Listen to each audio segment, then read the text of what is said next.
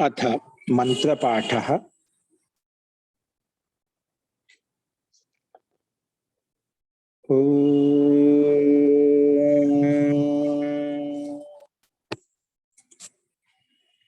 सहनाववतु सहनौ भुनक्तु सह वीर्यं करवावहै तेजस्विनावधीतमस्तु मा विद्विषावहै। ओम शांति शांति शांति।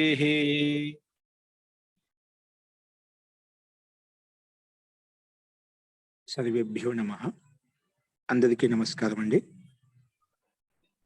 నమస్కారం जी నేను చెప్పిన పాట మీద ఒక సందేహాలు ఉన్నాయా? जी చెప్పండి. లక్ష్మణ్ గారు. ఓం ఆచార్యజీ, నిన్న ఒక చిన్న ప్రార్థన ఆచార్యజీ మీతో ఏంటంటే, నిన్న ఇంతకు ముందు పాఠంలో అందరినీ మీరు మ్యూట్ చేసి కంట్రోల్ చేసేవారు ఆచార్యజీ. నిన్న మాత్రము అందరూ ఒకేసారి మాట్లాడేసరికి సంశయం మాత్రం తీరలేదు ఆచార్యజీ. ఎందుకంటే మీరు ఎన్నో చెప్పారు మాకు. ఎందుకంటే ఆచార్యజీ ఒకటే ప్రార్థన విన్నపం ఆచార్యజీ. మీరే ఎన్నోసార్లు చెప్పారు, గురుకులంలో మీరు విద్యాభ్యాసం చేసినప్పుడు మీకు అర్థం కాలేదు, ఎన్నోసార్లు మీరు ఇబ్బంది పడ్డారు అన్నారు. మేము గృహస్థులం అయి ఉన్నాము కాబట్టి మాకు దీనికి అర్థం కాకపోతే మళ్ళీ సంశయం, మీరు సమయం ఇస్తున్నారు కదా ఆచార్యజీ. కాబట్టి మీరు సమయం ఇచ్చినప్పుడు అడగండి అనే అవకాశం ఇస్తున్నప్పుడు ఎవరైనా అన్మ్యూట్ అయ్యి వారు అడిగితే బాగుంటుందని మా ప్రార్థన ఆచార్య. అంతే ఆచార్య. ఓం అస్తు. ప్రకృతమనసి రామః. జీ ఇప్పుడు నేను చెప్పిన దాంట్లో ఏదైనా సందేహాలు ఉన్నాయా?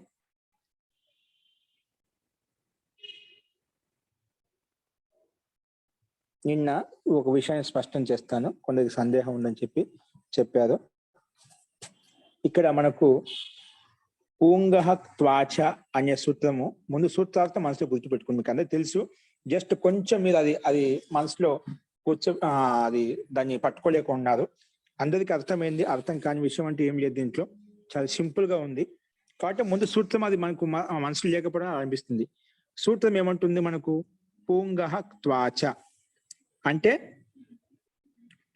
పుంగ్ పవనే ధాతు ఇత్యస్మాత్ ధాతు పరః షట్ నిష్ఠా త్వాచ కిత్ నా భవతి. అంటే తెలుగులో ఏంటంటే దీనికి తాత్పర్యం, పూంగు ధాతు, ఏ ధాతు?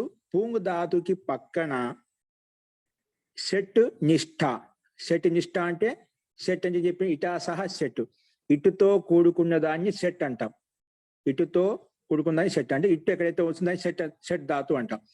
అటువంటి షట్ నిష్ఠ. నిష్ఠ అనేది పేరు క్తా క్తవతు.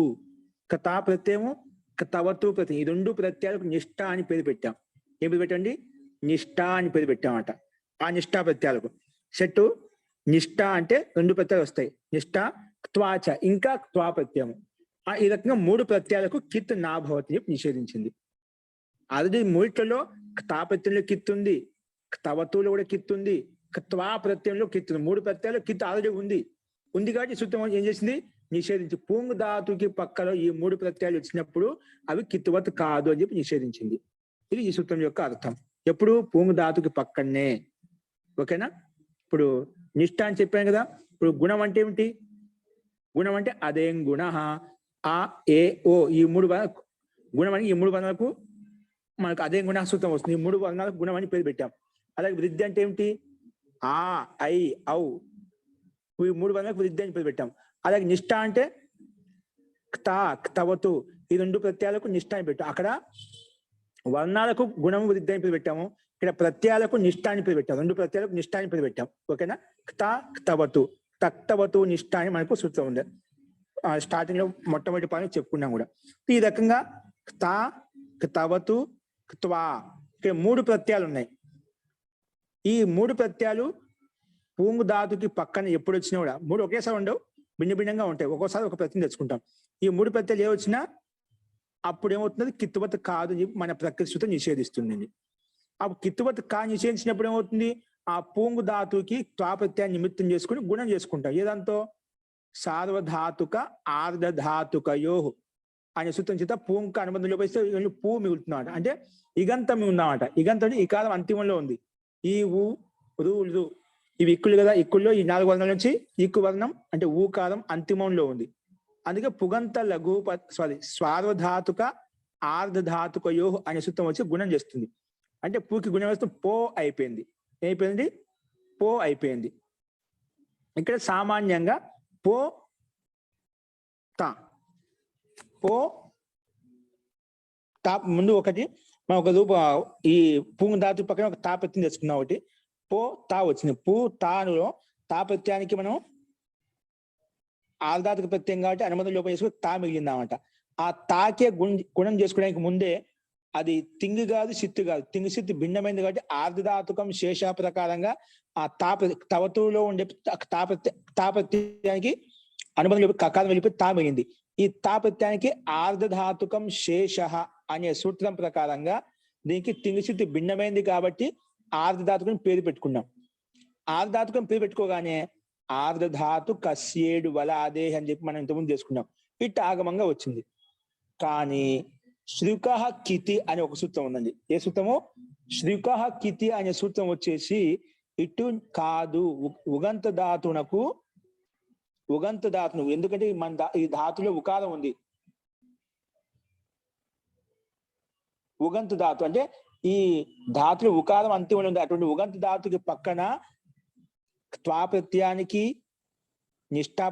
త్వా ప్రత్యయం ఉన్న నిష్ఠా ప్రత్యయానికి ఇట్ ఆగమం కాదు అని చెప్పి నిషేధించింది. పూర్తిగా నిషేధించింది. ఇటు రాదు చెప్పి ఆర్ధధాతు కస్యేడు వలాదే నిషేధించింది అన్నమాట. అర్థమైందా? ఇక్కడ ఆర్ధధాతు కస్యేడు వలాదేహి అనే సూత్రం వచ్చేసి ఇటు చేస్తాను అంటే ముందు సూత్రాలు చేసుకున్నాం మనం.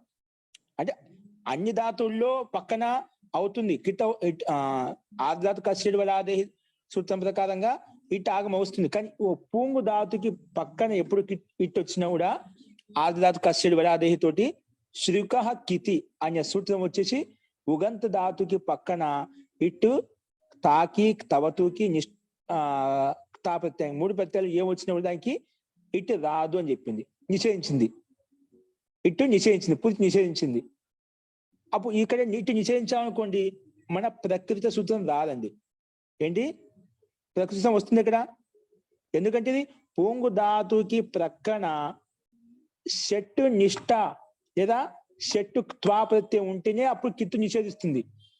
ఇక్కడ శ్రుకః కితి వచ్చేసి మనకు ఇట్టే రాదు, నిషేధించింది. ఆర్ధధాతు కస్యేడు వలాదేహి అనే సూత్రం వచ్చి తా ప్రత్యయానికి కానీ తవతు ప్రత్యయానికి కానీ త్వా ప్రత్యయానికి 3 ప్రత్యయాలకు ఇటు తీసుకొస్తుంటే ఏదైనా ఏ ప్రత్యయం ఉన్నా సరే ఇది శ్రుకః కితి వచ్చేసి వద్దని చెప్పిందన్నమాట. వద్దని చెప్తే అయిపోయింది. ఇక్కడ మన సూత్రం రాదు, ప్రకృత సూత్రం వచ్చి ఉపయుక్తం కాదు. ఇక్కడ ఇట్టుతో కూడుకునే తా ప్రత్యయము తవతు ప్రత్యయము త్వా ప్రత్యయం ఉంటేనే అది కిత్వ కాదు అని చెప్తున్నమాట. అందుకే ఏం చేసింది మన ప్రకృతి ఇక్కడ సూత్రం ఉంది అంటే ఖచ్చితంగా నిషేధిస్తున్నామంటే అక్కడ ఇట్టు ఉంది. ఎలా ఉంది? మహర్షి పాణికి తెలుసు. పూంగశ్చ అనే ఒక సూత్రం ఉంది. ఏ సూత్రం అండి? పూంగశ్చ. లేదండి శ్రుకః కితి నువ్వు చెప్పింది కరెక్టే. ఉగంత ధాతువులకి పక్కన షట్టు త్వా షట్టు నిష్ఠా ప్రత్యయాలు కిత్వత్ కిత్వత్ ఇట్ ఆగమం నిషేధించబడుతుంది. కానీ ఓన్లీ పూంగు ధాతుకి పక్కలో మాత్రము ఒక ఓన్లీ అంటే మిగతా ధాతులు చాలా ఉన్నాయి. ఉగాది పూ ఉండాల్సిన అవసరం, కు ఉండొచ్చు, ము ఉండొచ్చు, ఎన్నో ఉంటాయి కదా. ఉకారం కలిగినటువంటి అంతిమంలో కలిగిన ధాతు ఇంకా చాలా ఉంటాయి కదా. అన్నిట్లో అవుతుంది. కానీ ఒక పూ ధాతులో మాత్రము తా ప్రత్యయానికి తవతు ప్రత్యయానికి నిష్ఠా ప్రత్యయానికి మాత్రము ఇట్ ఆగమం చెయ్యి, వికల్పంగా చెయ్యి అని చెప్పింది. వికల్పంగా వస్తుంది చెప్పింది. పూంగష్ట సూత్రం వచ్చేది చెప్పింది, వికల్పంగా వస్తుంది. శ్రుకః కితిని ఇది మనం నిలబెట్టేసింది అన్నమాట. ఇది వచ్చేసి చెప్పింది ఏంటి? పూంగష్ట. పూంగు ధాతులో మాత్రం పర్మిషన్ ఉంది. ఒక పోన్లీ అన్ని మిగతా ఉకారం ధాతులు ఏముండే అన్ని అక్కడ నిషేధించేసే, ఇటు పూర్తిగా నిషేధించే. అని ఓన్లీ పూ ధాతుకి మాత్రము ఇటు ఆగం వికల్పంగా మాత్రం వస్తుంది. సరే ఒక పక్షంలో రాదు, నేను స్వీకరిస్తాను. కానీ వికల్పం ఒక పక్షంలో వరకు వస్తుంది. ఆ 2 రూపాయలు ఉంటాయి. ఎందుకంటే ఇష్టం అన్నట పూంగు ధాతుకి పక్కన వికల్పించడం ఇష్టం. కాబట్టి వికల్పం కోసమే ఈ సూత్రాన్ని మనం మళ్ళీ మహర్షి పాణిని ఇక్కడ విశేషంగా ఈ సూత్రాన్ని రచించారన్నమాట. లేదంటే నక్త్వా సెట్ తోటి మనకు అవుతుంది అన్నమాట. నక్త్వా సెట్ తోటి అంటే సెట్టుక్త్వా కిత్వత్ నా భవతి చెప్పింది, అటువంటిప్పుడు దాంట్లో అవుతుంది కదా. కానీ ఇక్కడ శృకహక్కిత అనే సూత్రం ఉంది కాబట్టి చెట్టు త్వాక్ నిషేధిస్తుంది కాబట్టి తెలుసు కాబట్టి మళ్ళీ ఈ వికల్పం కోసం ఈ సూత్రాన్ని రచించాల్సి వచ్చింది అన్నమాట. అందుకే పూంగశ్చ అనే సూత్రం వచ్చేసి అక్కడ మళ్ళీ ఏ సూత్రాన్ని శృకహక్కితని నిలబెట్టేసి, లేదంటే వికల్ప నిషేధం కాదు వికల్పంగా వస్తుంది, ఒకసారి నిషేధం అవుతుంది ఒకసారి వస్తుంది చెప్పి వికల్పం కల్పించింది అన్నమాట. ఎప్పుడైతే వికల్పంలో ఇట్టు వస్తుందో అప్పుడు మన ప్రకృతి సూత్రం వచ్చి పొంగు ధాతుకి పక్కన ఇట్టుతో కూడుకున్నటువంటి ఇటు తీసుకొస్తామట. ఒక పక్షంలో ఇట్టు చూసినప్పుడు చెట్టు నిష్ఠాప్రత్యం కాబట్టి మూడిట్లకు ఇట్టాగం అవుతుంది. ఇట్టాగమైనప్పుడు అప్పుడు కిత్వత్ కాదు అని చెప్పి నిషేధిస్తున్నామట. ఇటు వచ్చిన తర్వాత నిషేధిస్తున్నాం, ఇటు రావాలి. ఇటుతో కూడిన త్వాప్రత్యయము, ఇటుతో కూడిన తవతు ప్రత్యయము, ఇటుతో కూడుకున్నటువంటి త్వాప్రత్యయం, 3 ప్రత్యయాలు ఏమొచ్చినా అప్పుడు మన ప్రకృతి సూత్రం కిత్వత్ కాదు నిషేధించింది. కిత్వత్ కాదు నిషేధించాం కాబట్టి మనకు పుగా సారధాతుక ఆర్ధాతుక యోహ వచ్చేసి చేసింది, గుణం చేసింది. అంటే పూకి పో చేసింది, పూధాతుక గుణం చేస్తే పో అయిపోయింది. పో ఇటుక ఈ త. ఇప్పుడు ఏ చోయ వాయావహ వచ్చేసి ఓస్తన అవు చేస్తుంది. ఆ వా వకార హలంతం, పు ప హలంతము వకార హలంతము అవ్వు. ఓకేనా, పు అవ్వు. ఇప్పుడు అవుక ఆ అనే పాల కలుస్తుంది, వకార హలంతానికి పక్కన ఇటు ఉంది అది ఈల కలుస్తుంది, పవిత పవిత అయిపోయింది. ఇది కృత్ ప్రత్యయం కాబట్టి తా ప్రత్యయం కృత్ ప్రత్యయం కృతత్వం ప్రకారంగా కృత్ ప్రత్యయం కాబట్టి కృత్ తద్దిత సమాసాశ్చ అనే సూత్రం వచ్చేసి కృదంత ప్రత్యయానికి కృత్ ప్రత్యయం అంతిమంలో ఉంటే ఆ కృదంతస్య శబ్దస్య ప్రాతిపదిక సంజ్ఞ భవతి. కృత్ ప్రత్యయం అంతిమంలో ఉంటే ఆ మొత్తానికి ప్రాతిపదికం అని పేరు పెట్టేసింది. ఏం పేరు పెట్టింది? ప్రాతిపదికం అని పేరు పెట్టింది. ప్రాతిపదికం పేరు పెట్టుకున్న ప్రాతిపదిక అధికారం యొక్క సూ తెచ్చుకొని విసర్గం చేసుకుంటాం. అందుకే పవిత. అదే తవతు తెచ్చుకుంటే చిత్తవానికి సమానంగా పవితవాన్, త్వా తెచ్చుకుంటే పవిత్వ. అట్లా ఒక పక్షంలో పూంగశ్చ ఇటు చేసింది. ఏ పక్షంలో ఇటు చేయలేదో, ఇటు చేయకపోతే ఏమవుతుంది? కిత్వత్ కూడా మన ప్రకృతి సూత్రం వచ్చి కిత్వత్ కాదని చెప్పారన్నమాట. షట్టు ఇట్టు వస్తేనే ఇట్టుతో కూడుకునే త్వా తవతు తా ప్రత్యయాలు మాత్రమే కిత్వత్ నిషేధించబడతాయి. ఇక్కడ ఒక పక్షం ఇట్టే రాలేదు కదా, ఇట్టే రాలేదు కాబట్టి మన సూత్రం కూడా వచ్చేసి కిత్వత్ కాదని ఏం చెప్పలేదు. చెప్పకపోతే ఆల్రెడీ కిత్తు ముందు సూత్రం ప్రత్యయంలో కిత్తు ఉంది కాబట్టి అక్కడ గుణం చేసుకోబోతుంటే సారధాతుక ఆర్ధధాతుకయో చేసుకోబోతుంటే ఇది వచ్చేసి కింగితిచ వచ్చేసి నిషేధిస్తుంది. అందుకే పూతహ పూతవాన్ పూత్వా అని చెప్పి కూడా ఒక పక్షంలో గుణము కాలేదు కాబట్టి అలాగే ఉండిపోయి పూక తా ప్రత్యయం యాడ్ చేసాము. పూ తవత్తు పూ త్వా వచ్చేసి పూతహ పూతవాన్ పూత్వా అనే 2 రూపాయలు, ఈ రకంగా 3 రూపాయలు సిద్ధించాయి. ఒకసారి ఇటు అయినప్పుడు అవి 3 రూపాయలు ఉన్నాయి. ఒకసారి ఇటు కాకపోతే ఇటు కానప్పుడు ఏమైపోయింది? ఇటు కాకపోయినందుకు కిత్తువత్ తోటి గుణం నిషేధించబడింది. ఎప్పుడైతే కిత్తు కాదని చెప్పినామో ఒక పక్షంలో అప్పుడు గుణం అయ్యింది. కిత్తు కాదని చెప్పినామంటే కిత్తు లేదు కాబట్టి గుణం అయిపోయింది. ఇక్కడ కిత్తు ఉంది కాబట్టి గుణం నిషేధించింది. అందుకే పూతః పూతవాన్ పూత్వ, అక్కడ పవితః పవితవాన్ పవిత్వ అనే ఈ రకంగా 6 రూపాయలు మనకు సిద్ధించాయి. ఇప్పుడు అర్థమైందండి? లక్ష్మణ్ గారు. ఓ ఆచార్య అర్థమైంది ఆచార్య, ధన్యవాదాలు ఆచార్య జీ. ఇంకా నిర్మలా గారు.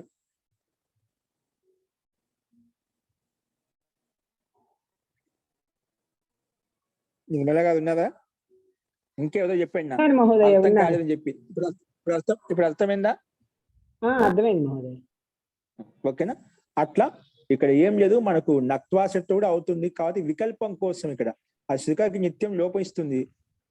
లోపించినప్పుడు కూడా అందుకే అక్కడ ఎట్లా వికల్పం కాదు, 2 రూపాయలు మనకు 2 కనిపిస్తాయి. అది వచ్చి వికల్పం చేస్తున్నాను. వికల్పం చేసినప్పుడు ఒక పక్షంలో రానప్పుడు మామూలుగా కిత్వత్ కాదు, ఒక పక్షంలో కిత్వత్ అవుతుంది కాబట్టి మనకు కిత్వత్ అయినప్పుడు ఏమో కిత్వత్ కాదు, కిత్వత్ నిషేధించినప్పుడు గుణం అయిపోయింది. కిత్వత్ నిషేధించలేదు కాబట్టి ఎట్లా ఉంది అట్లే ఉంది. అప్పుడు సామాన్యంగా ఆల్రెడీ కిత్తు ఉంది కాబట్టి గుణం ఆ గుణం నిషేధించబడింది కింగిదిచ్చా సూత్రం ప్రకారంగా. అందుకే 6 రూపాయలు సిద్ధించాయండి. అస్తు. ఇప్పుడు నెక్స్ట్ చూడండి, కింద నోపధాత్ తఫాంతాద్వ. నోపధాత్ ఏంటి సూత్రము? నోపధాత్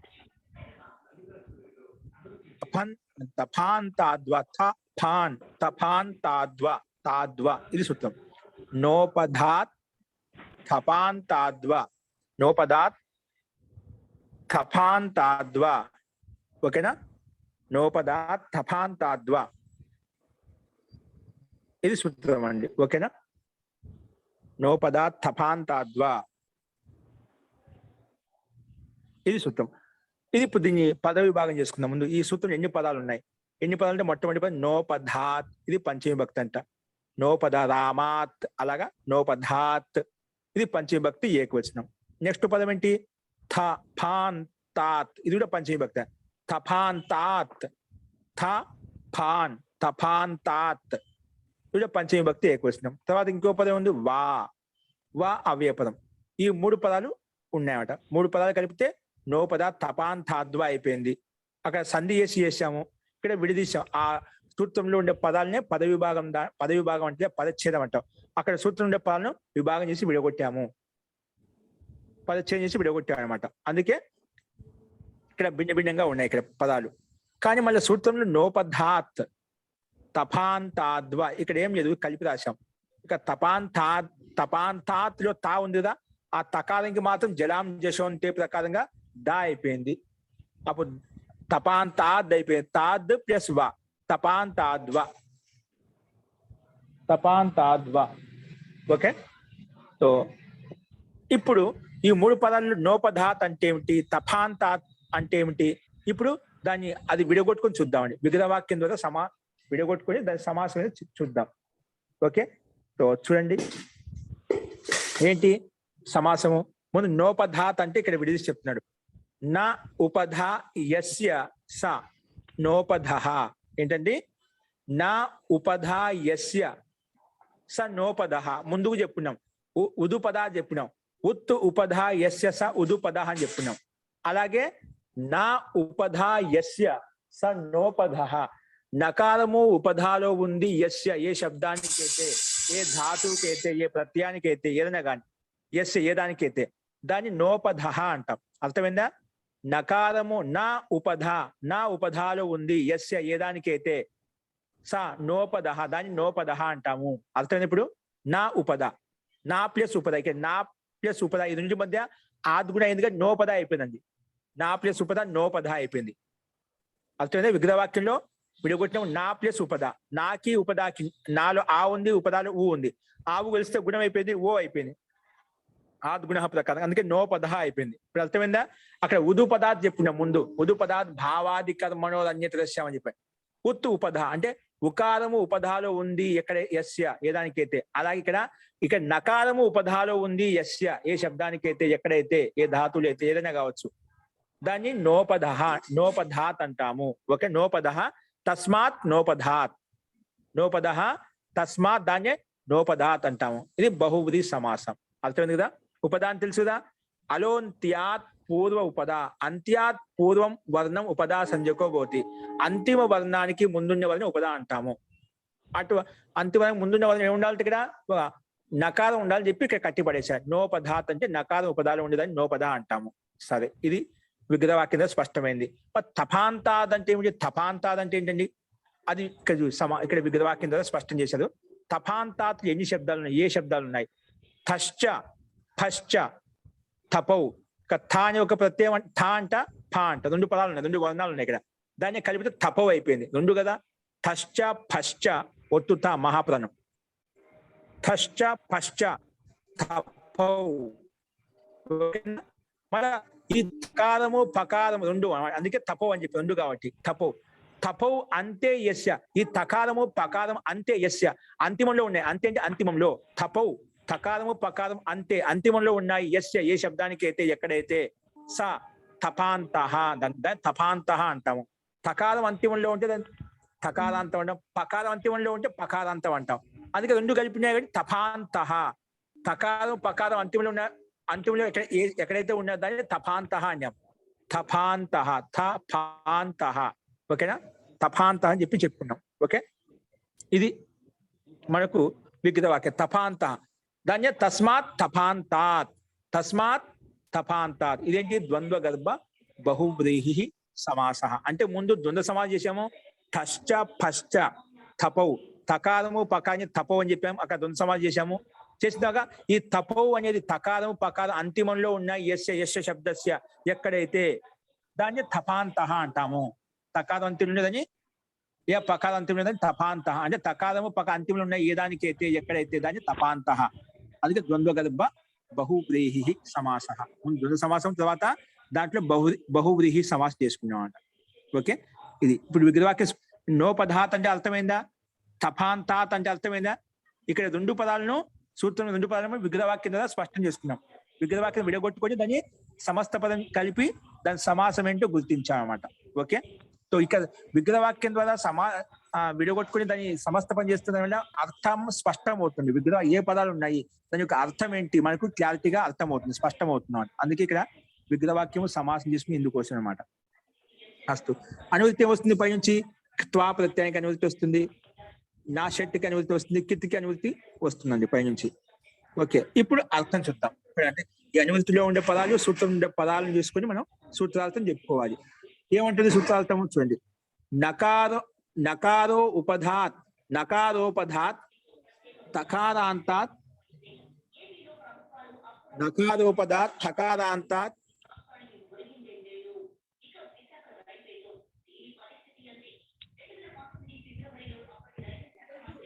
నకారోపధాత్ తపాంతాత్. ఏంటండి ఏం చెప్పారు ఇక్కడ? నకారోపధాత్ తకారాంతాత్ పకారాంతాత్ విడివిడిగా చెప్పారు. నకారం ఉపదాలు ఉన్నటువంటి నకారం ఉపదాలు ఉండాలంట. తకారాంతాత్ అంటే నకారం ఉపదాలు ఉన్నటువంటి ధాతువు, లేదా తకారాంతాత్ తకారం అంతిమంలో ఉన్నటువంటి ధాతువు, లేదా ఫకారాంతాత్ ఫకారం అంతిమంలో ఉన్నటువంటి ధాతువు. అటువంటి ధాతుకి 3 ఆప్షన్స్ ఇచ్చాయండి. ఏ ధాతువులో అయితే నకారం ఉపధాలో ఉందో నకారం, ఏ ధాతువులైతే నకారం ఉపధాలో మధ్యలో అంటే అంతిమ ముందుందో అటువంటి ధాతువు, లేదా తకారం అంతిమంలో ఉండే ధాతువు,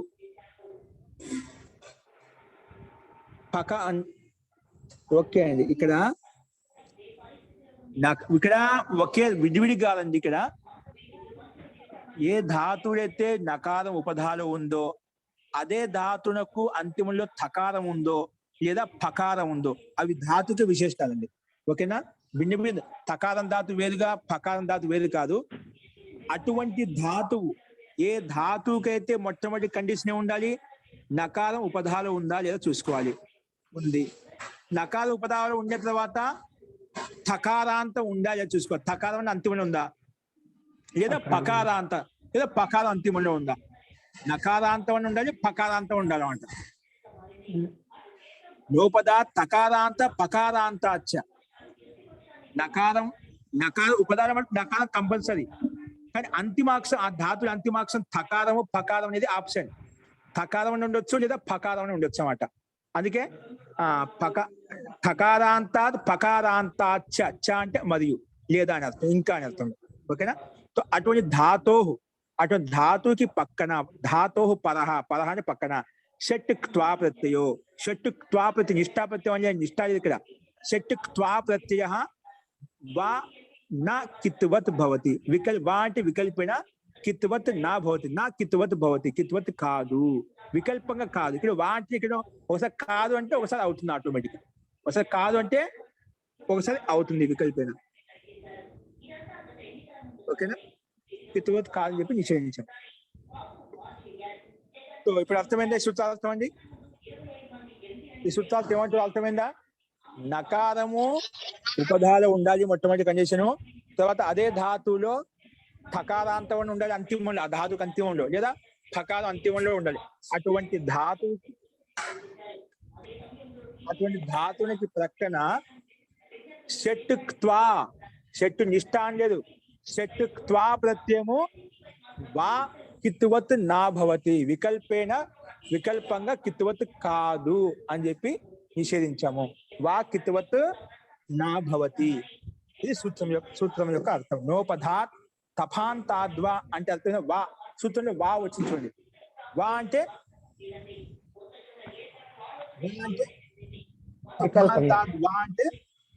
వికల్పం అన్నమాట. వికల్పంగా కిత్తువత్ కాదు అంటే కాదన్నప్పుడు ఒకసారి అవుతుంది. సూత్రాలు స్పష్టమైంది ఇక్కడ. సూత్రాలు స్పష్టమైతే మీకు రూపసిద్ధి సింపుల్ గా ఉంటుంది. ఇందులో యొక్క సందేహం ఉందా సూత్రార్థంలో? స్పష్టమైంది మహోదయ. ఓకే అండి, అస్తు. సో ఇప్పుడు మనం అది ఉదాహరణ చూద్దాం. అటువంటి ధాతు ఉందా లేదా? ఏం కండిషన్లు? నకారం ఉపదానం ఉండాలి, ఆ ధాతువు కంటే థకారం అంతిమాక్షరం థకారం ఉండాలి, పకారం ఉండాలి. అటువంటి ధాతుకి పక్కన త్వా ప్రత్యయానికి కిత్తువత్తు వికల్పంగా కాదు అని చెప్పి, అంటే ఒక కాదు ఒక పక్కన చేసుకో, ఒక పక్కన కిత్తువత్తు చేస్తాం. చేస్తే ఏముంటుంది, చేయకపోతే ఏమవుతుంది, రూపాయలు 2 రూపాయలు వస్తాయి. చూద్దాం ఇప్పుడు. చూడండి ఏమి ఇచ్చే ఉదాహరణలు. ఉదాహరణ చూడండి. గ్రతిత్వ ఏంటండి? గ్రతిత్వ, గ్రంథిత్వ. మనకు వికల్పం ఉన్నాం కదా, అందుకు 2 రూపాయలు చేయి. గ్రతిత్వ, గ్రంథిత్వ. చూడండి స్లైడ్ మీద చూసుకోండి, స్పష్టంగా ఉంది. గ్రతిత్వ, గ్రతిత్వ,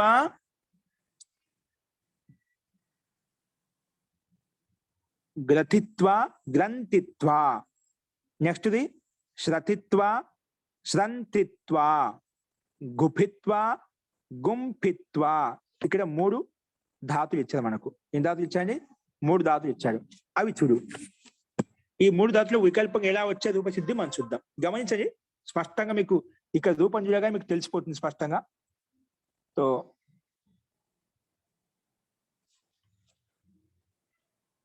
ఇక్కడ ముందుగా గ్రంథిత్వ చూద్దామండి. మొట్టమొదటి ఉదాహరణ మీకు స్లైడ్ మీద కనిపిస్తుంది. ఉదాహరణ గ్రంథిత్వ, గ్రతిత్వ ఉంది. మొట్టమొదటి ఏముందండి? గ్రతిత్వ.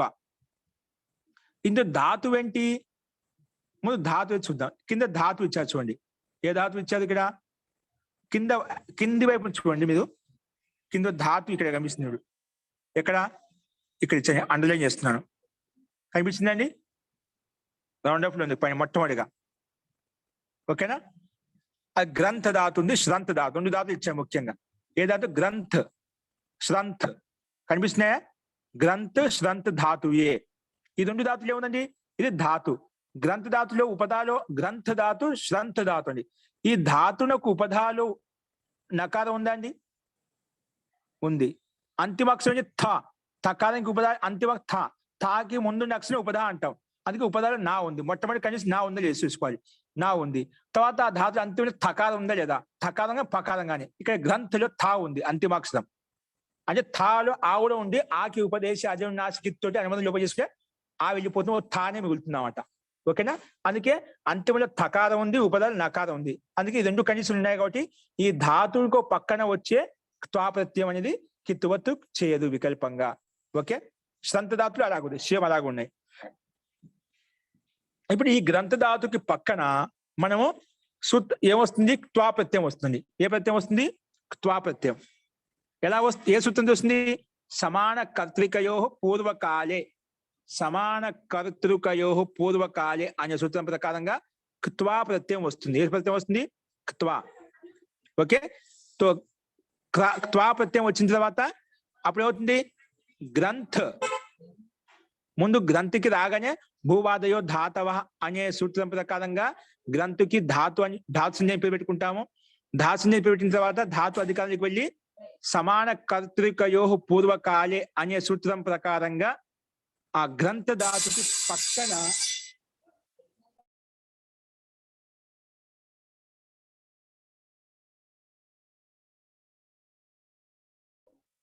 గ్రంథ ధాతుకి పక్కన క్త్వా ప్రత్యయం వచ్చింది. ధాతు కదా కనుక ఏంటి?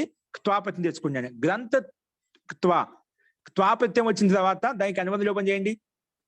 కకారం ఉంది. లసక్వ తదితే ప్రకారంగా లాషాకు ప్రత్యయానికి కాదు లకారం గాని షకారం గాని కవర్గం గాని ఉంటే గిన దానికి ఇత్తని పేరు వస్తుంది. ఇక్కడ కవర్గం యొక్క అక్షరం కా ఉంది కాబట్టి ఇత్తని పేరు పెట్టుకుంటే తస్లోప అదస్లోప అయిపోతుంది. అప్పుడు ఏమైంది? ఓన్లీ త్వా మిగిలిందండి. ఏమైంది? త్వా. గ్రంథ త్వా. ఇప్పుడు ఈ స్థితిలో ఆర్ధధాతుకం ఆర్ధధాతు కస్యేడు వలాదేహి. సారీ, ముందు ఆర్ధధాతుకం పేరు పెట్టుకున్నాం. ఏం పేరు పెట్టుకున్నాం అండి? ఆర్ధధాతుకం పేరు పెట్టుకున్నాం. ఎట్లా? ఆర్ధధాతుకం శేష. ఇది తింగు కాదు, సిత్తు కాదు.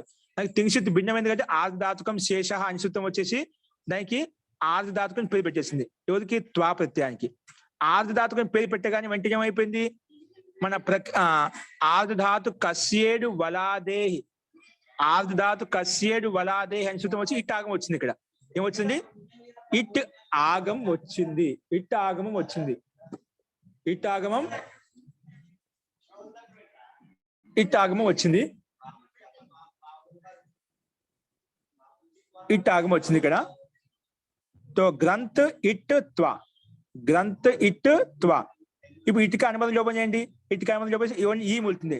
అప్పుడు ఏమవుతుంది? గ్రంథ్ ఈ త్వ, గ్రంథ్ ఈ, గ్రంథ్ ఈ త్వ. ఓకేనా? ఇప్పుడు ఈ సందర్భంలో మన ప్రకృతి సూత్రం వస్తుంది. ఇక గ్రంథ ధాతు నకార ఉపదాలు ఉన్నటువంటి థకారాంతం అనేటువంటి పకార ధాతుకి పక్కన షట్టు త్వా ప్రత్యయ కిత్వత్ నా భవతి అని చెప్పింది. ఏమైంది? కిత్వత్ కాదు అని చెప్పి నిషేధించింది. ఓకేనా? సో కిత్వత్ కాలేదు. కిత్వత్ కాలేదు కాబట్టి ఏమైపోయింది మనకు?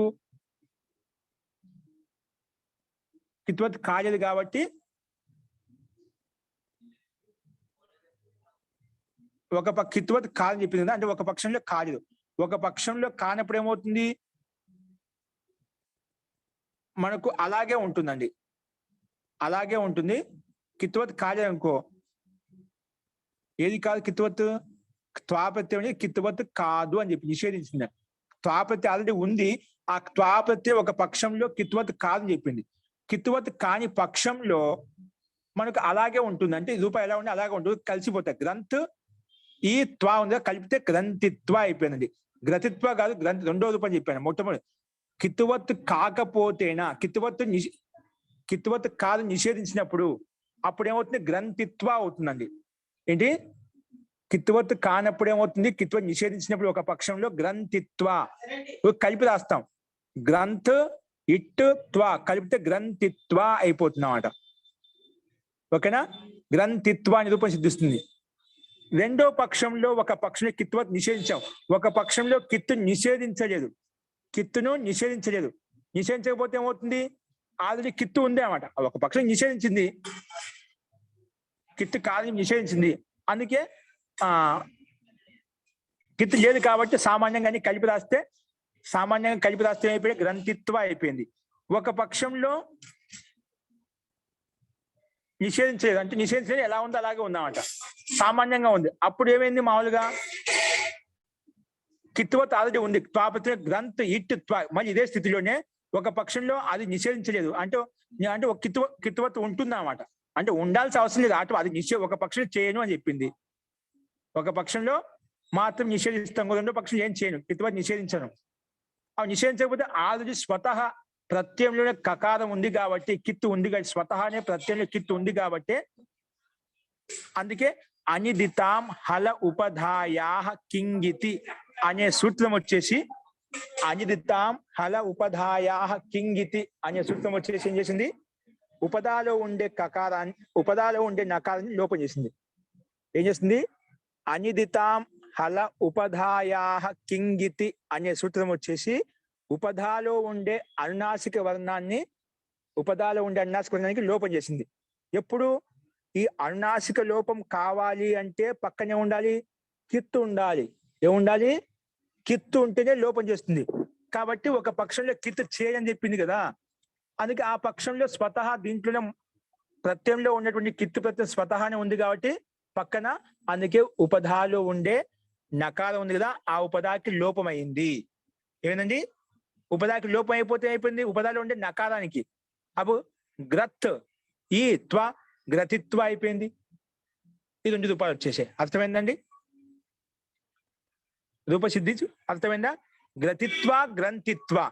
గ్రతిత్వ అంటే కిత్వత్ అయినప్పుడేమో మధ్యలో ఉండే ఉపదాలో ఉండే నకారం అన్నాసిక వర్ణం లోపిస్తుంది. అనిదితాం హల ఉపధాయా కింగితి అనే సూత్రం. అనిదితాం హల ఉపధాయా కింగితి. కిత్తు గిత్తు ప్రత్యయం పక్కన ఉంటే గినా నేను ఉపదాలో ఉండే అన్నాసిక వర్ణాన్ని లోపం చేస్తాను, అన్నాసిక వర్ణాన్ని లోపం చేస్తాను. మధ్యలో నకాన్ని లోపం చేసినమాట. నేను చేసినందుకే గ్రత్ మిగిలినప్పుడు గ్రత్ ఈ త్వ గ్రతిత్వ అయిపోయింది అన్నమాట.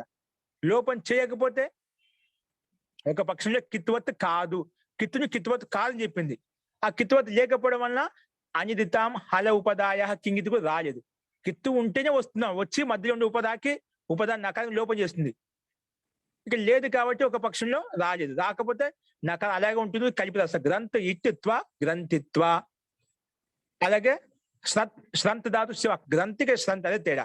శ్రంత్ ఇట్టిత్వ ఒక పక్షంలో కిత్వత్ నిషేధించినప్పుడు కిత్తు లేదు కాబట్టి నకారం ఉపదా, నకారం అనేది ఉపదాలో నకారం లోపించలేదు, అందుకే శ్రంతిత్వ. ఒకసారి కిత్వత్ నిషేధించకపోతే అదే కిత్తు ఉంది కాబట్టి అనిదితాం అలా ఉపదాయ సూత్రం వచ్చింది, ఉపదాలో పక్కనే కిత్తు ఉందని చెప్పి ఉపదాలో ఉండే నకారానికి అంటే అన్నాసిక వర్ణాన్ని లోపం చేస్తుంది, అందుకే సతిత్వ శ్రంతిత్వ. అట్లాగా ఈ 2 రూపాయలు చూసాయి. నెక్స్ట్ గుంపు ధాతు అండి. ఏ ధాతు? 3వ ఉదాహరణ ఇచ్చాడు. గుంపు మధ్య ఇక్కడ నకారం ఉంది. ఇక్కడ చెప్పాం కదా, ఉపదాలో ఏ ధాతుకైతే ఉపదాలో నకారం ఉందో, నకారం అనివార్యం. అవును, అంతిమాక్షరం తకారం అనగా పకారం ఉండాలి.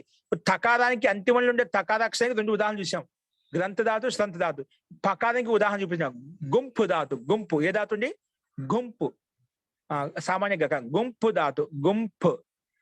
సో ఇక్కడ నకార ఉపదాలో ఉంది, ఇక్కడ అంతిమాక్షరం పకారం ఉందన్నమాట. ఓకేనా? కాబట్టి ఈ పకారం ధాతు ఇది ఏంటి? అది పైన తకారాన్ ధాతు, తకారం అంతిమంలో ఉంది కాబట్టి తకారాంతం అని చెప్పాం.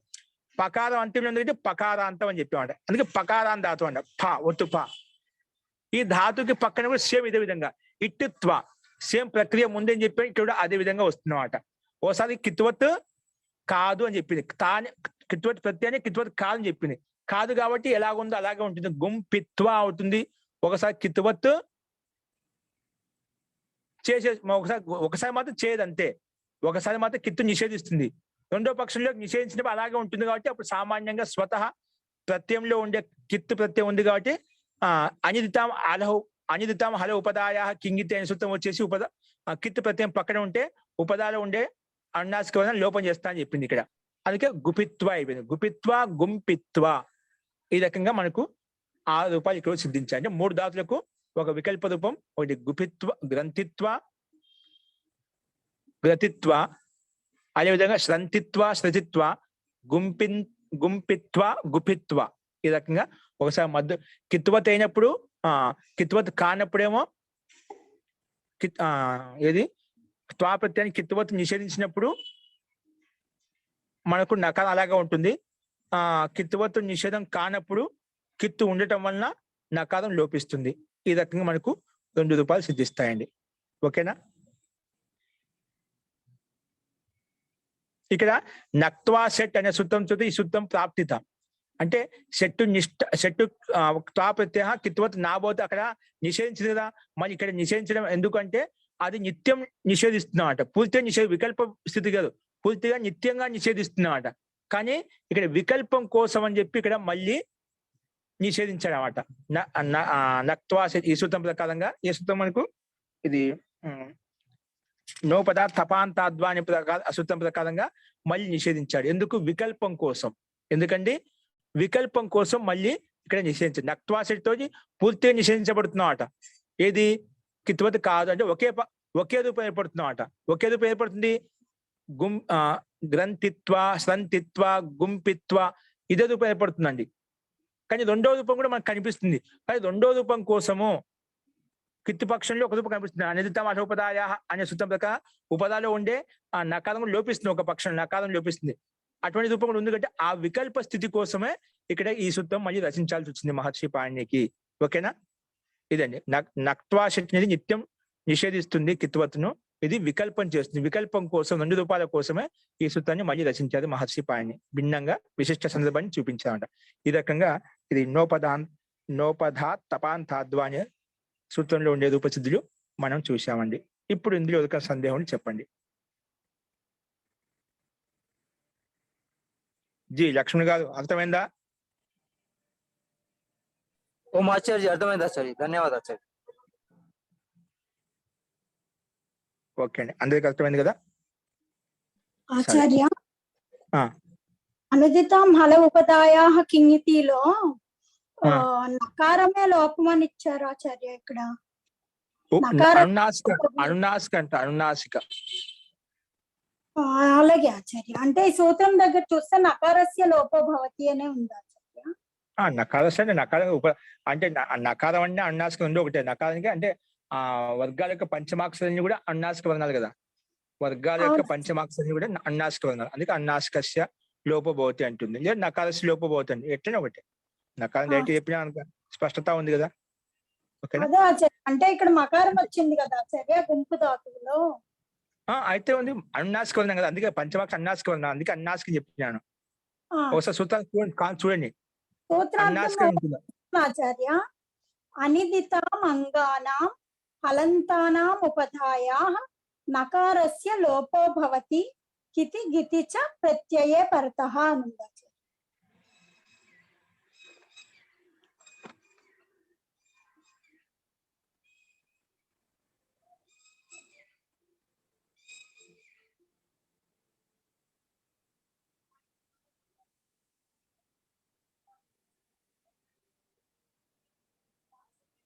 ఇక్కడ గుంపు ధాతు అండి. గుంపులో కూడా నకారం అండి, మకారం కాదు ఇక్కడ. గుంపు అవునా? దాపు, గుంపు ధాతు. ఈ విధంగా గ్రంథులు నా మధ్యలో ఉంది. ఇక్కడ నకారం అండి, మకారం కాదు. ఓకేనా? అందుకే ఈ సూత్రం వచ్చింది. నకారం ఇక్కడ మకారం ఉంది కదా ఆచార్య దీనిలో. ఎక్కడ? ఇక్కడ ఉదాహరణలో ఆ, గుంప అనుంది ఆచార్య, మకారం ఉంది ఇక్కడ. దానికి మళ్ళీ నకారానికి పరసవర్ణం అయిపోతుంది. పరసవర్ణం ఆ, అయిపోతే దానికి నకారం పకారంగా అయిపోతుంది, పరసవర్ణం అయిపోతుంది. ఏదాంతో అనుస్వారసి అనుస్వారస్య ఏ పరసవర్ణ అనే సూత్రం ప్రకారంగా ఆ పక్కన ఏదైతే వర్ణం ఉందో అదే పక్కన ఏ వర్గం యొక్క అక్షరం అయితే ఉందో అదే వర్గం యొక్క పంచమాక్షరం వస్తుంది. ఓకే అండి. ఓకేనా? అది ముందు నకారమే, నకారం కాబట్టి అదే సూత్రం ప్రకారంగా లోపించింది. ఓకేనా? అందుకే ఇక్కడ ఒక పక్కన లోపిస్తుంది. లోపించిన పక్షంలో మళ్ళా అనుస్వారస్య ఏ పరసవర్ణ, అనుస్వారానికి అంటే అన్నాసిక వర్ణానికి పరసవర్ణో భవతి, పక్కన ఉన్న వర్ణానికి ఏ వర్ణం అయితే ఉందో, ఏ వర్గం యొక్క అక్షరం అయితే ఉందో అదే వర్గం యొక్క పంచమాక్షరం వస్తుంది. అందుకే ఆ నకార స్థానంలో మకారం పెట్టాం. ఓకేనా? అందుకే గుంపిత్వ అయిపోయింది. ఓకే, అస్తు ఉత్తమం. ఓకే అండి. సో అదే విధంగా నెక్స్ట్ సూత్రం చూడండి. నెక్స్ట్ చూడండి అన్న. అలాగే నెక్స్ట్ మహోదయ ఈ సూత్రం నెంబర్లు కొద్దిగా చెప్తారా? సమాన కర్తృకయో పూర్వకాలే. సమాన కర్తృకయో పూర్వకాలే మనం ముందు చూసాం. చూడండి, సమాన కర్తృకయో పూర్వకాలే సూత్ర సంఖ్య వచ్చేసి 3, 4, 21 ఆచార్య. 3, 4, 21 చూడండి. 3వ అధ్యాయము 4వ పాదము 21వ సూత్రం అంట. ఓకే, తర్వాత ఇంకోటి ఉంది కదండి, అనిటత మల్లు ఉపదాయా కింగితి అన్నారు కదా. 6, సూత్ర 4, సంఖ్య 6, 4. సోమనాథ్ గారు మీరు పుస్తకాలు తెప్పించారండి? తెప్పించాను సార్. మరి మీ దగ్గర పుస్తకం స్పష్టంగా మీకు స్లైడ్ 6, 4, 24 సంఖ్యలు మర్చిపోతున్నారండి. ఈ పదంకెలు మీరు నేర్చుకోవాలి. అదేలేండి, అలాగే కనిపిస్తున్నారు. ఇప్పుడు ఇంకోటి చెప్పారు కదండి గురువు గారు, ఇంకోటి చెప్పారు కదా. ఇప్పుడు అనుస్వారస్య హి పరసవర్ణ భవతి, ఆ సూత్రం ఎంతండి? తెలీదండి అది వస్తుంది చెప్తాను. మరి అది రాయాలి కదా. మరి ఆ సూత్రం ప్రకారం నకారాన్ని మకారం చేసుకోవాలి కదా. మకారాన్ని 8, 4, 58 అండి అది. చూడు, అది కూడా వచ్చేసింది. 8, 4 సత్యంగా ఉండాలి. 8, 4, 58 చూసుకోండి. ఓకే అండి. ఇది 8వ అధ్యాయంలో ఉంటుందండి. ఇది లాస్ట్ లో ఉంటుందండి, లాస్ట్ పాదంలో ఉంటుంది. 8వ అధ్యాయానికి 4వ పాదంలో ఉంటుంది. చూడండి, మూల పాట ఉంది. లాస్ట్ పేజ్ చూడండి, లాస్ట్ పేజ్ లో ఉంటుంది. అనుస్వార హేయి పద సవర్ణ 8వ అధ్యాయము 4వ పాదంలో లాస్ట్ పేజ్ లో ఉంటుంది. అలాగే. ఓకే అండి. నెక్స్ట్ చూడండి. నెక్స్ట్ సూత్రం వచ్చేసి ఇది కూడా సింపుల్ గా ఉంటుంది. సేమ్ పైన చెప్పిన దాని లెక్క ఉంటుంది. ఒక సూత్రాలను గుర్తుపెట్టుకోవాలి. అంటే విశిష్ట ధాతు సందర్భాలు ఇక్కడ నిషేధిస్తున్నారు. ఏంటి చూడండి. వైంచి లుయించి ఇరితశ్చ, వైంచి లుయి ఇరితశ్చ. ఓకేనా? వంచి లుంచి ఇరితశ్చ, ఇది యా అంటే యకారానికి రుకారం ఇచ్చామట. వంచి లుంచి ఇరితశ్చ ఇది శుద్ధం అండి. ఓకే, ఇది సమస్త పదము. మనకు విడగొట్టుకుంటే వైంచి లుయ్ చిరిత ఇరిత, వైంచి లుంచిరిత ఇది సూత్రం అండి. పంచమి భక్తి అంతా ఒకే పదం కింద చెప్పేసినాం. వంచధాతు లుంచ్, వైంచి ధాతు లుంచ్ ధాతు అండి. ఓకేనా? తో వైంచి లుంచ్ ఇరిత పంచమి భక్తి ఏకవచనం. చ అవ్యయపదం. ఈ సూత్రాన్ని రెండు విభాగాలుగానే విడగొట్టుకున్నామంట. ఈ పదంలో సూత్రం 2 పదాలు ఉన్నాయి. చ పదము, మిగతా సమస్త పదం. ఈ వైంచి లుయ్ ఇరిత అంటే ఏమిటి, దీంట్లో ఏ పదాలు ఉన్నాయి, ఏ ధాతులు ఉన్నాయి, ఇక్కడ విగ్రహ వాక్య సమాసంలో విగ్రహం ద్వారా మనం తెలుసుకున్నాం. ఏదంటే చూడండి, పక్కన కనిపిస్తుంది వైంచిశ్చ, వైచిశ్చ, లుయ్చిశ్చ, రిత్చ. ఈ 3 ధాతులు కలిపే వైంచి లుంచిరిత అని చెప్పామట. ఏ ధాతులు ఉన్నాయండి దీంట్లో? వైంచి ధాతు, లుంచి ధాతు, రిత్ ధాతు. రుకారం అంతిమంలో కలిగిన రిత్ ధాతు. ఓకేనా? అందుకే వైంచిశ్చ, లుంచిశ్చ, రుత్చ కలిపితే వైంచి లుంచి రిత్. తస్మాత్ వైంచి లుంచి రిత, దాన్నే వంచి లుంచి రిత అంటామని చెప్పి సమాహార ద్వంద్వ సమాసం చేసుకున్నాం. ఓకేనా? ఇప్పుడు వంచి లుంచి రిత అనే ఎన్ని పదాలు, ఎన్ని ధాతులు ఉన్నాయి, ఏ ధాతులు అని చెప్పి ఇక్కడ సమాసం చెప్పుకుంటప్పుడు విగ్రహవాక్యం ద్వారా స్పష్టంగా భిన్నగా రాసేసుకుంటాం. ఇప్పుడు మనకు క్లారిటీ వచ్చేసింది. ఏ ధాతులు ఉన్నాయి? వంచి ధాతు, లుంచి ధాతు, రిత్ ధాతు. ఈ 3 ధాతులు ఉన్నాయి. ఈ 3 ధాతులు కలిపితే వంచి లుంచి రిత అయిపోయిందన్నమాట. అందుకే దాన్ని పంచమి భక్తులు పెట్టుకోవాలి. తస్మాత్ వంచి లుంచి రిత అని చెప్పి కలిపి రాసేసాం. ఇక్కడ విడగొట్టుకొని తస్మాత్ అని చెప్పి మళ్ళీ పంచమి భక్తులకు తీసుకొని రావాలి కదా, అందుకే తస్మాత్ అని చెప్పి మొత్తాన్ని కలిపి రాసేసాం. వంచి లుంచి రిత సమాహార ద్వంద్వ, ఇది సమాహార ద్వంద్వ సమాసం. ఓకే, సరే. ఇప్పుడు అనువృత్తి చూద్దాం పైనుంచి మళ్ళీ. వాక్యం ఇక్కడ కొత్తగా నోపద తపాంతాద్వా నుంచి కొత్తగా వాక్య అనువృత్తికి యాడ్ అయింది. ఏంటండి? వాక్య అనువృత్తి యాడ్ అయింది, మళ్ళీ త్వా ప్రత్యయం కూడా అనువృత్తి యాడ్ అయింది ఇక్కడ పై సూత్రం నుంచి. నా షట్, నాకి షట్కి అనువృత్తి, కిత్తికి అనువృత్తి పైనుంచి ఎట్లా నడుస్తుంది అన్నమాట. ఓకే, ఇప్పుడు అనువృత్తిలో పదాలను సూత్రం నుండే 3 ధాతులను తీసుకుని మనం సూత్రార్థం ఎలా ఉంటుందో చూద్దాం. చూడండి, అర్థ వంచు ప్రలంబన ధాతు. సూత్రంలో వంచి శబ్దం ఉంది కదా, అది వంచు ధాతు అండి. అంటే ఇక్కడ ఆ రకంగా రాస్తాం మనము సూత్ర నిర్మాణంలో. మహర్షిక శైలి అది మీకు తర్వాత తెలుస్తుంది. సంధి యుక్తంగా రాసినప్పుడు అలా రాస్తాం అనమాట. వైంచు ప్రలంబనే ఏ ధాతు అండి? వైంచు ప్రలంబనే. ప్రలంబనం అంటే ప్రలంబన అంటే ఇక్కడ అంటే అంటే మోసగించడం, ప్రలంబం చేయడం అంటే మోసగించడం, మోసం చేస్తుంది కదా, అలాగా దాన్ని ప్రలంబనం అంటాం. ఓకే, తో వైంచి ప్రలంబనే,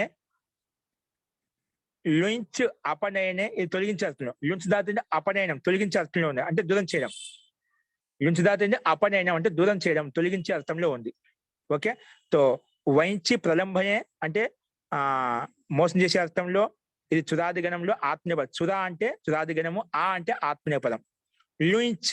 లుంచ్ ధాతు. అపనయనే, అపనయనే దాని మీనింగ్ అంటే తొలగించే అర్థంలో, దూరం చేసే అర్థంలో. ఇదేంటి? బువా అంటే భువాదిగణం, పా అంటే పరస్మరం. భువాదిగణం ఇది పరస్మయపద ధాతు, అదేమో చురాదిగణంలో ఉంది ఆత్మనేపద ధాతు అంట. అదేమో ఆత్మనేపద ధాతు, ఇది పరస్మయపద ధాతు. ఆత్మనేపద ధాతు అంటే ఆత్మీయపదాన్ని ప్రతిని తెచ్చుకుంటాము, పరస్మయపద ధాతు కాబట్టి పరస్మయ పదాన్ని ప్రతిని తెచ్చుకుంటాము. ఓకే, సరే, మన క్లారిటీ వచ్చేసింది ఇక్కడ. ఇంకోటి ఏంటి? ఋతు ధాతు ఉందండి. ఏ ధాతు? ఋతు ధాతు. ఇది సౌత్రో ధాతు. గ్రినాయాం ఇది ఏతేభ్య ధాతుభ్యః. ఋతు ధాతు ఏంటంట? 3వ ధాతు ఋతు ధాతు. ఇదేంటంటే సౌత్రో ధాతు అంట. ఏంటండి? సౌత్రో ధాతు. సౌత్రో ధాతు అంటే ఒక గణం పేరు అండి ఇది. అది తర్వాత చెప్తాను. ఈ సౌత్ర ధాతు ఏంటి క్లారిటీగా. ఇది ఋతు ధాతు, సౌత్ర ధాతు అంటాం. ఓకేనా? ఇది సూత్రంలో ధాతు పాఠంలో ఎక్కడ లేదండి. అది ఎక్కడైతే లేవో కొన్ని ఆ ధాతులు కొన్ని విశిష్టమైన స్థలాల్లో పెట్టేమంట, దాన్ని సౌత్రో ధాతు అంటాం. ఓకేనా? సౌత్రో ధాతు. ఇది ఏ అర్థంలో ఉంది? ఋతు ధాతు గ్రినాయాం, గ్రహించే అర్థంలో ఉందంట. గ్రినాయాం అంటే గ్రహించే అర్థంలో. కాబట్టి ఈ 3 ధాతులు వంచు ధాతు, లుంచు ధాతు, రితు ధాతు, ఈ శ్రౌతు ధాతు, ఈ 3 ధాతువులు పక్కన ఇది ఏతేభ్య ధాతుభ్య 3 కాబట్టి బహువచనం పెట్టుకున్నాం. ఇది ఏతేభ్య ధాతుభ్య, ఈ ధాతులకు పక్కన పరహ ఇత్యేతేభ్య ధాతుభ్య పరహ షట్ క్త్వా ఏంటండి షట్ క్త్వా అంటే ఇటుతో కూడిన షట్ ఇటుతో కూడిన క్త్వా ప్రత్యయం అనేది వా నా కిత్వద్ భవతి. ఓకేనా? ఈ 3 ధాతులు పక్కన ఇక్కడ కూడా ఇటుతో కూడుకున్నటువంటి క్త్వా ప్రత్యయం ఏదైతే ఉందో అది కూడా కిత్వత్ కాదు అని నిషేధించింది. నా కిత్వత్ భవతి. పైన ఏంటి? పైన విశిష్ట ధాతులు ఏంటి? మనకు నకార ఉపదాలు ఉండాలి.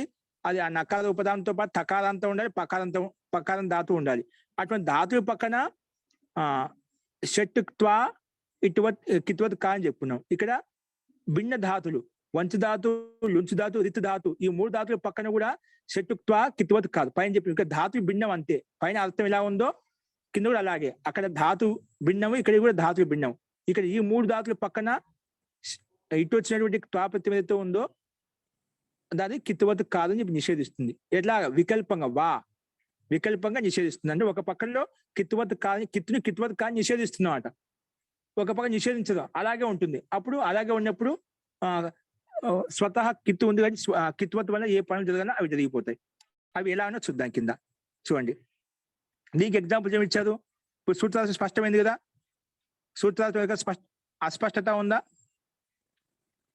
ఈ 3 ధాతుల పక్కలో షట్ క్త్వా ఇటుతో కూడుకునే క్త్వా ప్రత్యయం ఏదైతే ఉందో అది కిత్వత్ కాదు, వికల్పంగా కాదు అన్నప్పుడు ఒక పక్షంలో కిత్వత్ చేయము, ఒక పక్షంలో కిత్వత్ సహజంగా అయిపోతుంది. ఉంది కాబట్టి ఆటోమేటిక్గా అయిపోతుంది.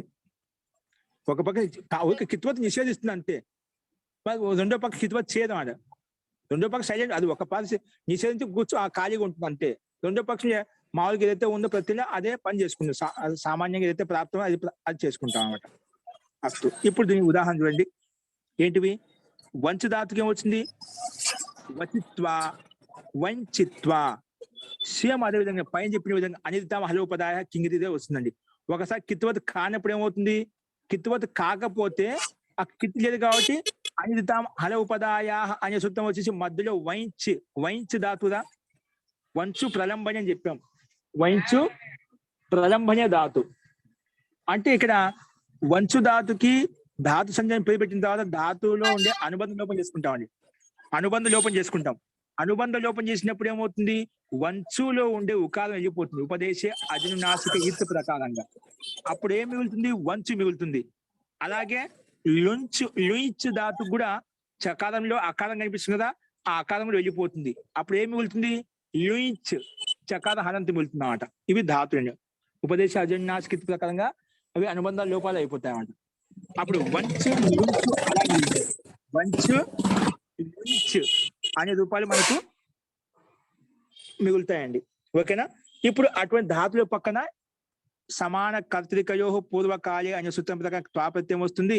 దానికి అనుబంధ లోపం చేసుకుంటాము. మళ్ళా ఆది ధాతు కస్యేడు వరాది ఇటు వస్తుంది. ఇటుకి అనుబంధ లోపం చేస్తాం. వంచ్ ఇట్ త్వా. ఈ సందర్భంలో మన ప్రత్యయ సూత్రం వచ్చి వంచ ధాతుకి పక్కలో ఇటు వచ్చినటువంటి త్వా ప్రత్యయం అవుతుంది కిత్వత్ కాదు అని చెప్పింది. కిత్వత్ కాకపోతే ఏంది? అలాగే ఉండిపోయింది. కిత్వత్ ఉండదని లేదని చెప్పి నిషేధించేసింది. అందుకే మామూలుగా అన్ని కలిపి రాశాం. కలిపి రాస్తే వైచిత్వా అయిపోయింది అన్నమాట. కలిపి రాశాం. పైన చెప్పిన గ్రంథిత్వా ఎలా రాసాం, ఇక్కడ కలిపి రాశాం. ఒక పక్షంలో మాత్రం నిషేధించింది కిత్వత్ కాని. రెండో పక్షం అలా ఉంటుంది, కిత్వత్ నిషేధించలేదు. నిషేధించకపోతే ఆ త్వాపత్యం స్వత కిత్వత్ ఉంది కాబట్టి అప్పుడు అనిదితాం హల ఉపదాయా కింగితి. అనిదితాం హల ఉపదాయా కింగితి అనే సూత్రం వచ్చేసి ఇక్కడ ఏమైనా సూత్రం వేరుగా ఉందా?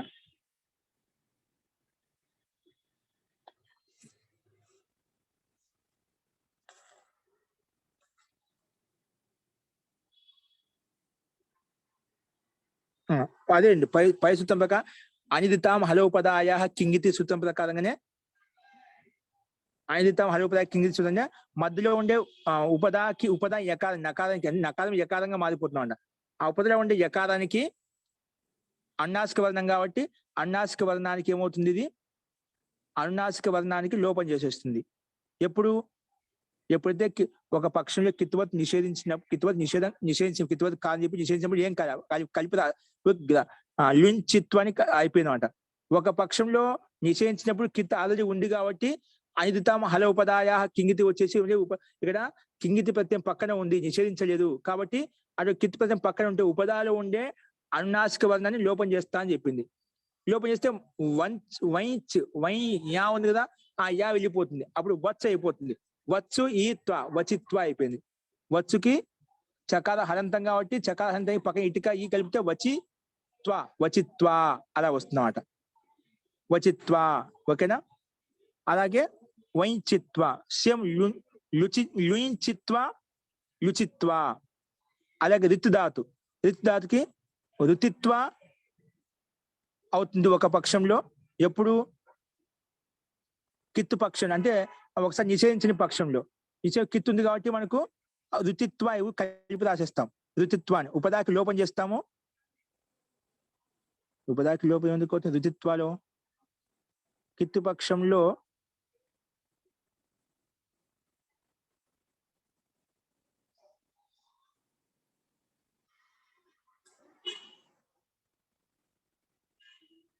ఓకే అండి. ఇక్కడ ఏం లేదు, రిత్తు ధాతు ఉంది, రిత్తు ఇటుత్వ, ఒక పక్క కిత్తు ఉంది కాబట్టి ఇక్కడ ఉపదాకి గుణ వృద్ధి చేసుకోవచ్చు కదా మనం. అందుకని ఓకే, ఒక పక్షం కిత్తు ఉంది కాబట్టి ఇక్కడ మధ్యలో యకారం ఏం లేదు కాబట్టి అక్కడ అనిత వాళ్ళ ఉపదా కింగిత రాలేదు. ఉపదాలో ఏదైనా యకారం అన్నాసిక వర్ణం ఉంటే వచ్చేది. సామాన్యంగా ఇక్కడ పుగంత లఘు పదస్య ఉపదాలో లఘు పదం ఉంది కదా, రుకారం ఉంది కదా, రుత్తు ఉపదా రు ఉంది కదా, పుగంత లఘు పదస్య సూత్రం ప్రకారంగా గుణం చేసుకోబోతుంటే అప్పుడు కింగిదిచ్చ వచ్చేసి నిషేధిస్తుంది. ఇక్కడ గుణాన్ని నిషేధిస్తుంది. అందుకే గుణం కాలేదు కాబట్టి రుతిత్వ అయిపోయింది.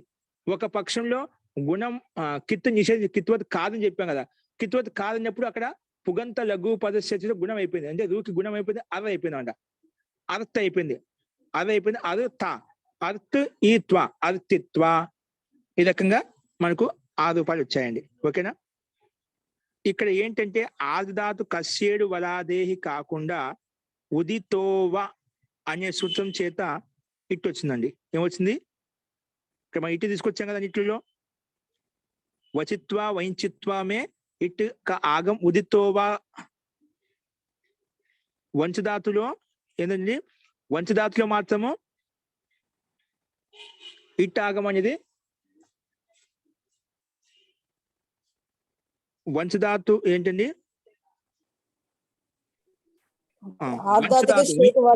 కాకుండా ఉదితోవా అనే సూత్రం చేత ఇట్ ఆగం వస్తుంది అన్నమాట. ఓకేనా. ఉదితోవా వికల్పంగా వస్తుంది కూడా, అసలు వికల్పంగా వస్తుందన్నమాట. అంటే ఏ పక్షంలో అయితే ఇట్టు వస్తుందో ఆ పక్షంలో మన ప్రతి సూత్రం కూడా వచ్చేసి ఇటు కిత్వత్ నిషేధిస్తుంది అన్నమాట.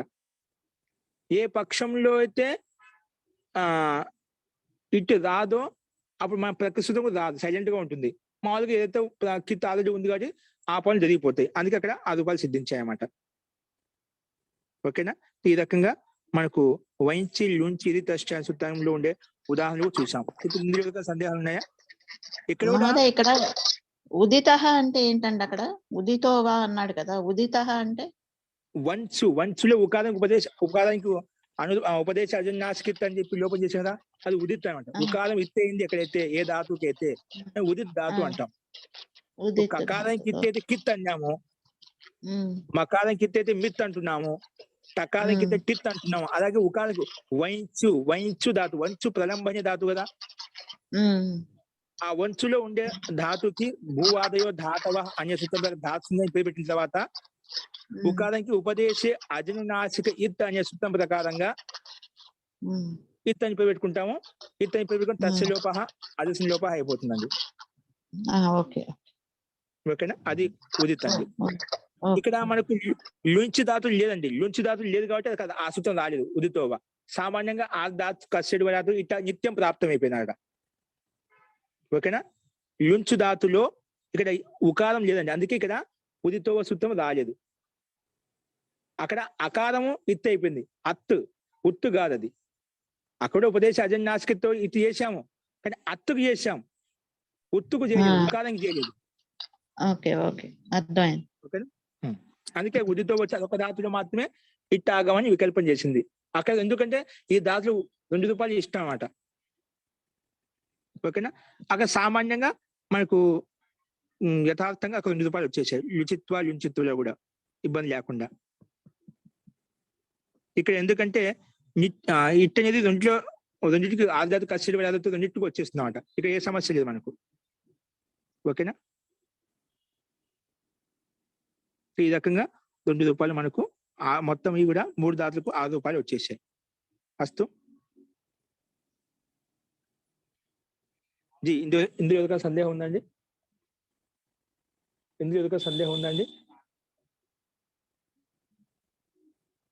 ఓకే అండి, అందరికి స్పష్టమైంది అనుకుంటాను. లేదు ఆచార్య, అర్థమైందండి. ఓకే అండి, అస్తు. సో అలా అభ్యాసం చేయండి, ప్రయత్నం చేయండి. ఇంకేమైనా సందేహాలు కూడా మళ్ళీ చూద్దామండి. అస్తు. మంత్రపాఠ. ఓం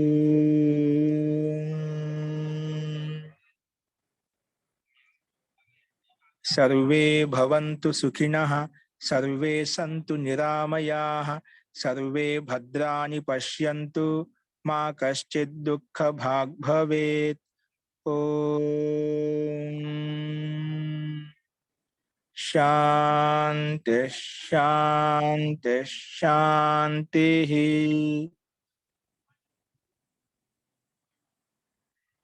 సర్వేభ్యో నమః.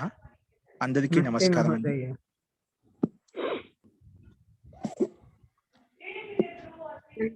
ధన్యవాదాలు. ఓకే అండి. శుభరాత్రి. సర్వేషాం శుభరాత్రి. రేపు ఆదివారం కాబట్టి మళ్ళీ సోమవారం కలుద్దామండి. మీకు ఏమైనా సందేహాలు ఉంటే ఎప్పుడైనా ఫోన్ చేయొచ్చు, ఇబ్బంది లేదు. మీరు ఎనీ టైం ఫోన్ చేయొచ్చు. అస్తు. సర్వేషాం శుభరాత్రి. ధన్యవాదాలు.